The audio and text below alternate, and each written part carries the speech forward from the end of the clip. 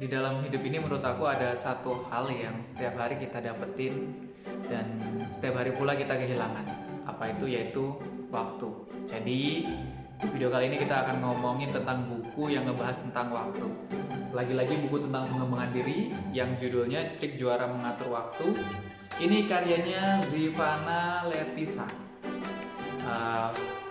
Teman-teman yang belum tahu, Zivana Letisa ini adalah salah satu putri Indonesia. Oke, pertama-tama aku coba untuk bahas tentang physical bukunya. Bukunya cukup menarik, biru, dominan biru. Di dalam tulisannya juga dominan biru. Terus yang jadi lucu tuh ini, ada pembatas bukunya, keren. Terus buku ini terdiri dari 7 chapter dengan bab terakhir itu conclusionnya gitu. Dan penulisan buku ini cukup literally jaksel banget ya. Jadi ada banyak kosakata Inggris di situ di dalamnya. Jadi aku juga agak pusing ini ya.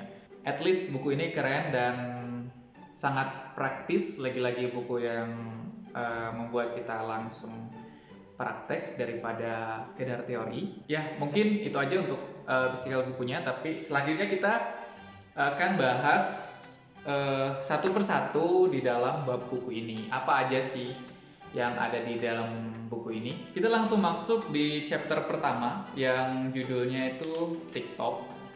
Di dalam chapter ini dibahas tentang apa sih itu waktu dan bagaimana waktu itu dibagi-bagi.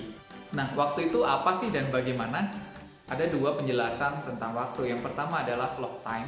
Clock time itu adalah waktu real yang 1 hari 24 jam, 1 jam 60 menit, 1 menit 60 detik itu adalah clock time, waktu yang tidak bisa berubah, yang setiap orang mempunyai waktu clock time yang sama. Itu clock time. Yang kedua adalah real time. Nah, real time ini adalah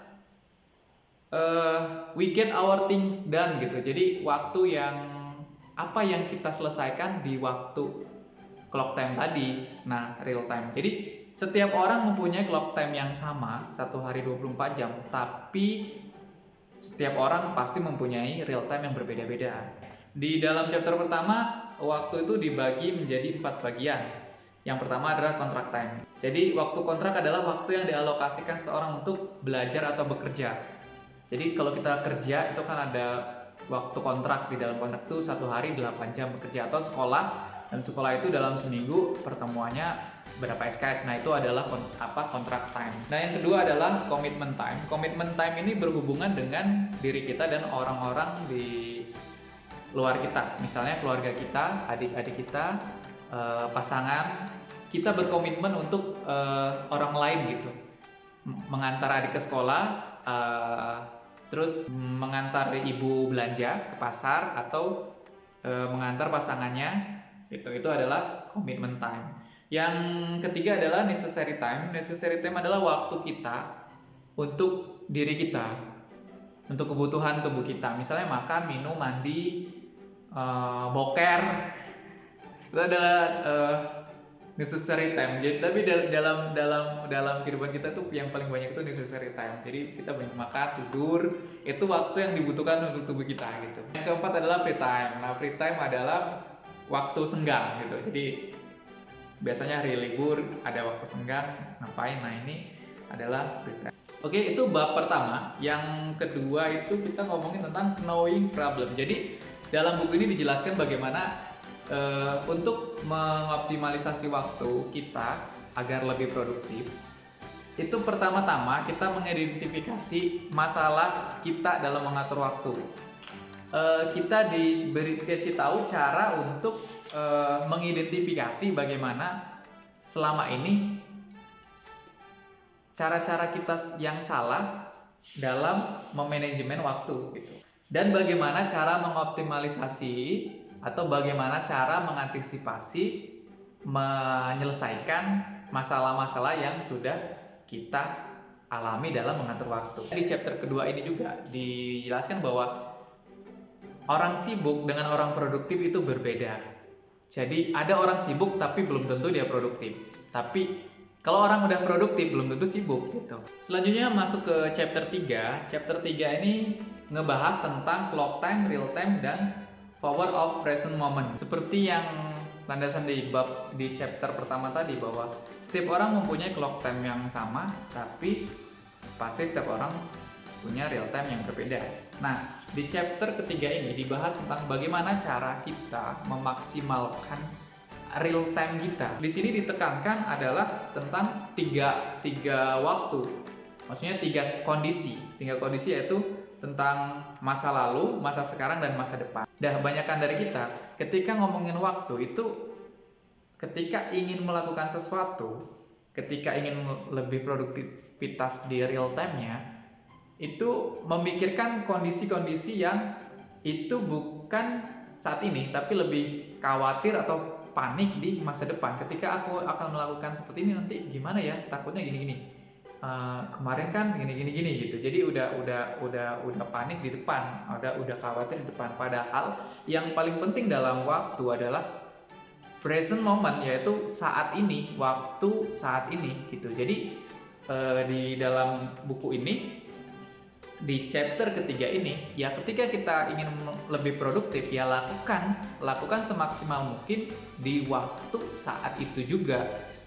Jadi jangan menunda, atau jangan terlalu khawatir dengan masa depan, waktu yang akan depan, atau jangan terlalu meratapi hal yang sebelumnya udah terjadi gitu.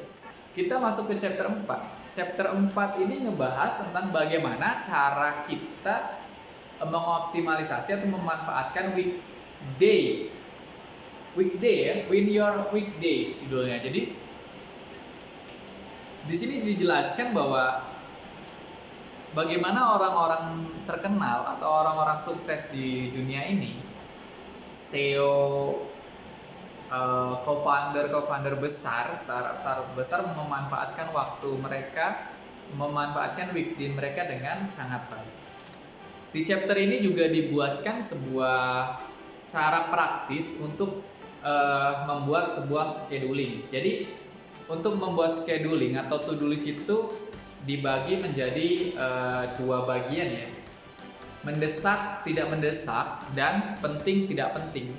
Jadi mendesak dan penting itu yang harus dilakukan duluan daripada yang tidak mendesak dan tidak penting. Makanya di bab sebelumnya atau di chapter sebelumnya itu kita penting untuk mengenali bagaimana cara kita mengidentifikasi problem time kita.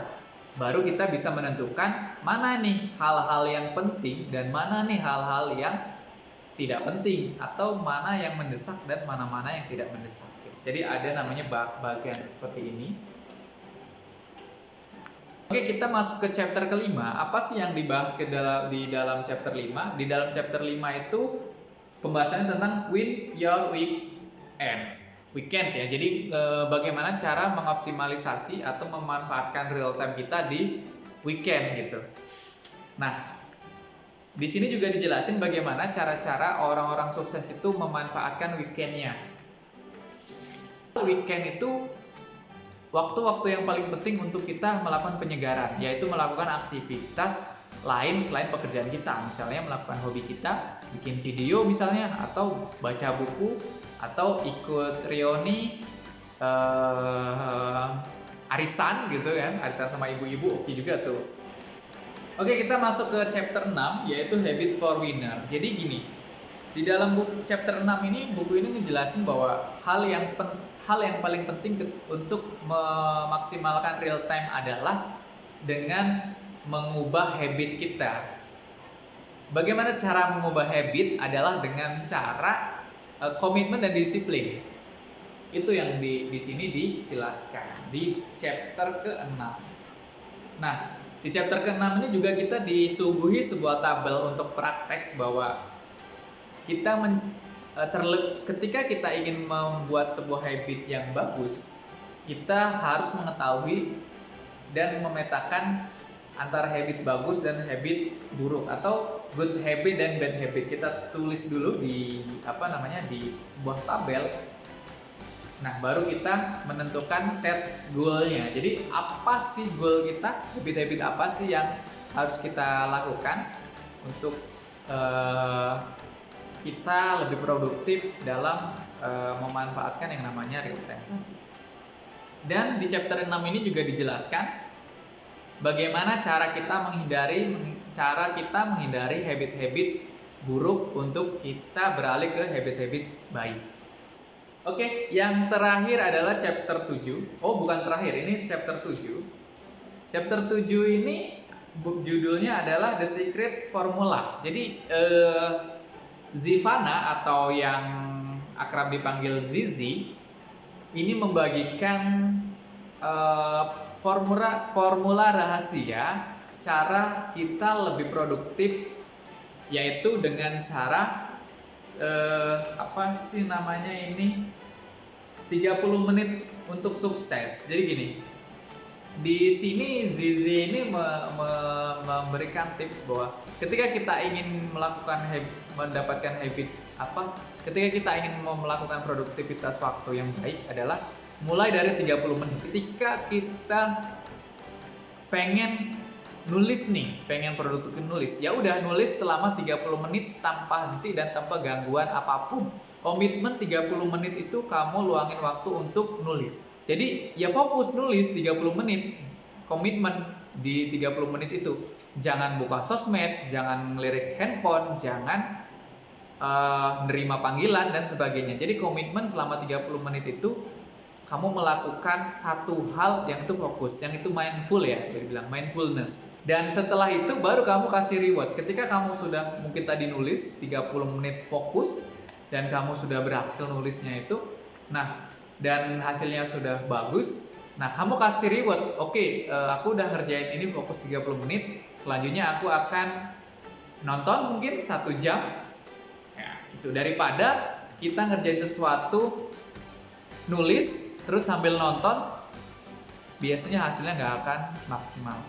Di sini dijelasin di chapter 7. Oke, kita masuk ke conclusion di buku ini, di bab conclusion, di chapter conclusion. Tapi sebelum itu aku lupa tadi ngejelasin bahwa di setiap chapter buku ini, di akhir chapter buku ini ada sebuah tulisan namanya Zizi Corner. Jadi Zizi Corner ini adalah pengalaman penulis tentang bagaimana cara dia manajemen waktunya. Jadi buku ini memang benar-benar si Gigi ini mempraktekkan, si Zivana ini mempraktekkan. Ya kita tahu ya, orang udah sukses gitu. Oke, akhirnya kita sampai di chapter terakhir, yaitu tentang conclusion ya. Di sini Gigi menekankan, jika pepatah mengatakan time is money, waktu adalah uang, dia sangat gak setuju. Karena waktu itu lebih berharga daripada uang. Karena kalau uang itu bisa kita cari, tapi waktu itu nggak bisa kembali. Menurut teman-teman, apakah teman-teman udah memanfaatkan real time dengan baik? Dan bagaimana cara teman-teman memanfaatkan real time sehingga menjadi pribadi yang produktif, bukan sekedar pribadi yang sibuk. Jika teman-teman punya tips bagaimana cara mengatur waktu dan ada buku yang mungkin penting untuk direview tentang pengembangan diri, silakan komentar. Dan jangan lupa dukung channel ini terus untuk di-subscribe dan di-like. Dan jangan lupa jika bermanfaat menurut teman-teman bisa bagiin video ini.